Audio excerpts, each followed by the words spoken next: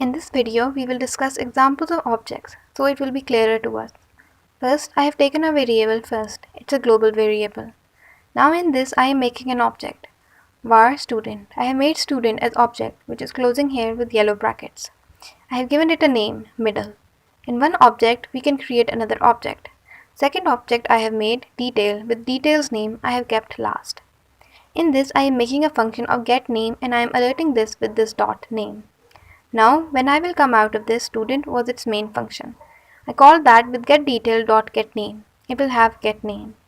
First, I call the result. When I will call the result in name, it will take global name. Global name is first, so I have answers here as first.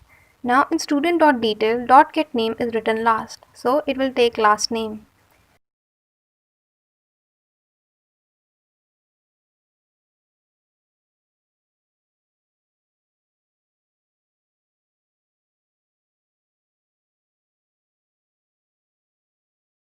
We will run this. In demo file, we will write object.js and take my file and open with Google Chrome.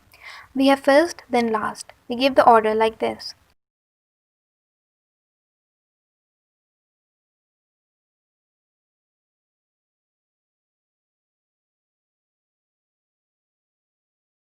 Let's discuss another example.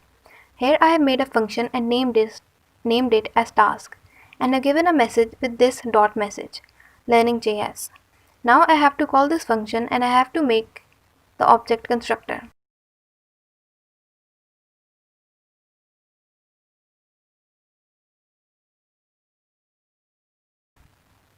I will take a variable t and with new I have alert t message. Now if we run this, the message will be learning.js.